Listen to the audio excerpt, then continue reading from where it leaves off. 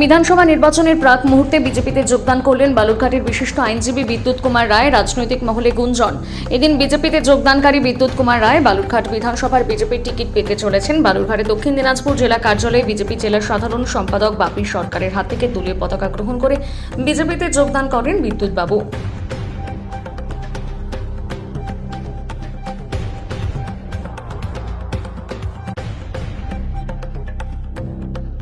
কতজন আজকে একটু ডিটেইলস দেখুন, আমাদের বালুরঘাট কোর্টের বিশিষ্ট আইনজীবী বিদ্যুৎ কুমার রায় আজকে আমাদের পার্টিতে যোগদান করেছেন।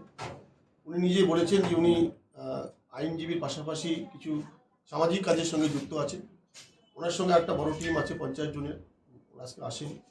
আর আমরাও আজকে কলকাতা থেকে ফিরলাম খুব শর্ট টাইম, এই জন্য বাকি পরবর্তীতে যে বাংলার যে মোদিজির যে দিশা, সেই দিশা দেখাতে বাংলাকে আগামী দিন মোদিজির হাতে তুলে দিতে তিনিও আমাদের সঙ্গে সংঘবদ্ধ হয়েছেন। সেই জন্য ভারতীয় জনতা পার্টির পক্ষ থেকে ওনাকে আমরা অনেক অনেক ধন্যবাদ জানাচ্ছি এই মহাযুদ্ধে ওনাকে সামিল হওয়ার জন্য। শুধু উনি না, ওনার সঙ্গে আরো কেউ যোগদান ওনার সঙ্গে আরও 50 জন ওনারা আসবেন। আজকে শর্ট টাইম যেন আসতে পারেনি, আগামী দিনে ওরা আমাদের সঙ্গে যোগদান করবেন।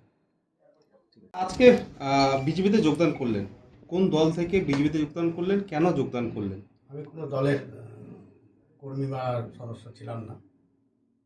আমি আমার যে ক্ষেত্রগুলো আছে, আমি যেমন নাট্যমন্ত্রী আছি, ডিএসএতে আছি, আমাদের এনজিও আছে আলাদা নিজস্ব, সেগুলো কাজ নিয়ে আমরা থাকতাম, আমি থাকতাম। তারপরে তো পেশাগত আছে কোর্টে, সেখান থেকে এসেছি এই দুর্নীতি পরায়ণ সরকারের এই অপশাসন থেকে লোককে মুক্ত করতে।